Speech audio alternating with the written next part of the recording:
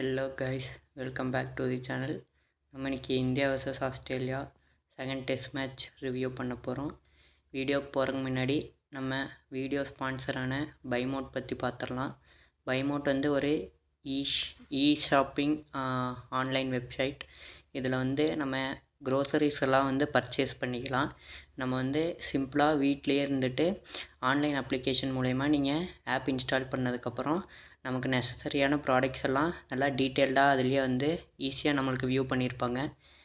மற்ற online வெப்சைட்ஸை compare பண்ணப்போ பைமோட்டில் வந்து அதோடய ப்ரைஸ் வந்து கம்மியாக இருக்கும். ஸோ எல்லாருமே வந்து பைமோட் ஆப்பை யூஸ் பண்ணி பாருங்கள். டிஸ்கிரிப்ஷனில் லிங்க் தரேன். ஃபஸ்ட்டு இந்தியா டாஸ் வின் பண்ணி பேட்டிங் எடுத்தாங்க. ஸ்டார்டிங்கில் ஜெய்ஸ்வால் வந்து ஃபஸ்ட் பாலே ஸ்டார்க்கால் பவுல் பண்ணப்பட்டார். செகண்டு டக் ஜெய்ஸ்வாலுக்கு. அடுத்து கில்லும் ராகுலும் வந்து இந்தியாவோட இன்னிங்ஸை கொஞ்சம் ஸ்டெபிலைஸ் பண்ணி ஆடினாங்க. ஒரு நல்ல பார்ட்னர்ஷிப் மேக் பண்ணாங்க ராகுலும் கில்லும். அதுக்கப்புறம் போலன் வந்த ஃபஸ்ட்டு பாலே வந்து ராகுல் விக்கெட் எடுத்தார். ஆனால் அது நோ பால் ஆச்சு. அதுக்கப்புறம் மறுபடியும் கில்லுக்கு ஒரு ஃபுல் லென்த் யார்க்கராட்டு போட்டு அவரை விக்கெட் எடுத்தார். அடுத்து இந்தியாவுக்கு வந்து ஃபஸ்ட் இன்னிங்ஸில் ஃபஸ்ட்டு டெஸ்ட் மேட்ச் சேவ் பண்ண மாதிரியே இந்த மேட்சும் நிதிஷ்குமார் ரெட்டி தான் ஹை ஸ்கோர் அடித்து 40 சம்திங் அடித்து இந்தியாவை 180க்கு கொண்டு போனார். அடுத்து ஆஸ்திரேலியா பவுலிங்கில் ஸ்டார்க் வந்து மறுபடியும் 500 டேட்ஸ்க்கு அப்புறம் ஒரு 5 விக்கெட் ஹால் எடுத்திருக்காரு.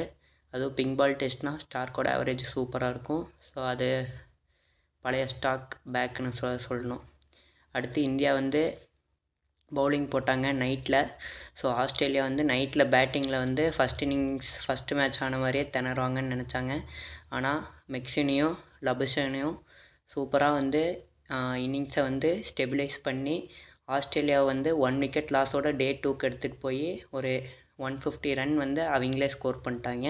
அப்புறம் rest of the Australian players வந்து சின்ன கேமியோ ஆட டிராவிஸ் ஹெட் வந்து ஒரு 140 ரன் அடித்து ஸ்கோர் வந்து எங்கேயும் எடுத்துகிட்டு போயிட்டாங்க.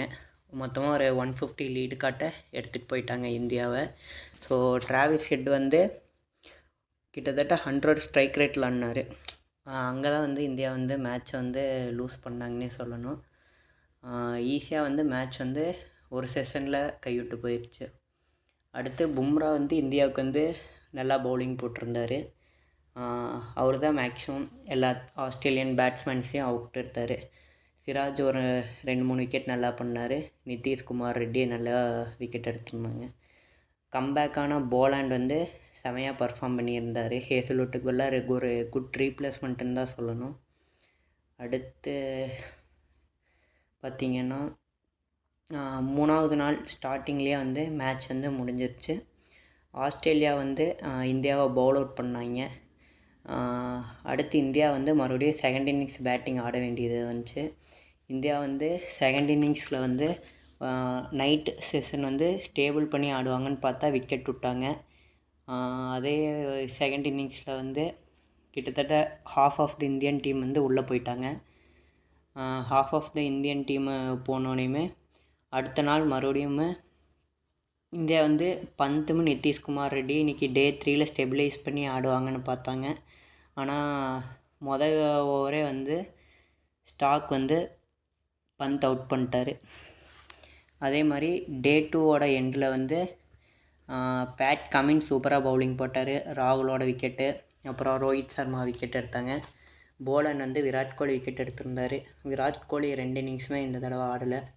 ஸோ கோலி அண்ணி ஃபார்ம் எப்படி மறுபடியும் ரீட்டைன் பண்ணுவார்னு பார்க்கணும்.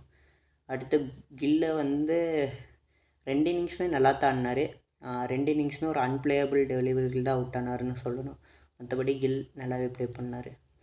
அப்புறம் ரிஷப் பண்ட் வந்து டே 3 இன்னைக்கு காலையில் ஃபஸ்ட் ஓவரே வந்து ஒரு ஸ்டோக் வைக்க போய் எட்ஜு பட்டு அவுட் ஆகிட்டார். ஸோ மேட்ச் அங்கேயே கிட்டத்தட்ட இந்தியாவோட ஹோப் எல்லாமே முடிஞ்சிருச்சு. அடுத்து செகண்ட் இன்னிங்ஸில் பேட் கமின்ஸ் ஒரு 5 ஃபார் எடுத்திருந்தார். பேட் கமின்ஸ் டே 2லேயுமே நல்லா போட்டிருந்தார். டே 3ல் ஒரு 5 ஃபார் எடுத்தார். அடுத்து மேன் ஆஃப் த மேட்ச் வந்து சந்தேகமே இல்லாமல் டிராவிஸ் ஹெட்டு தான். அவர் தான் 140 ரன் ஸ்கோர் பண்ணி ஆஸ்திரேலியாவை தனியாக ஒரு குயிக் செஷனில் மேட்சை வந்து எடுத்துகிட்டு போயிட்டார். அடுத்து ஆஸ்திரேலியாவுக்கு just needed 19 runs to win. Draw வந்து அதாவது சீரீஸை ட்ரா பண்ணுறதுக்கு ஜஸ்ட்டு 19 ரன்ஸ் தான் வேணும். ஸோ அவங்க ஈஸியாக ஸ்கோர் பண்ணிட்டாங்க. அவ்வளோதான். தேங்க்யூ.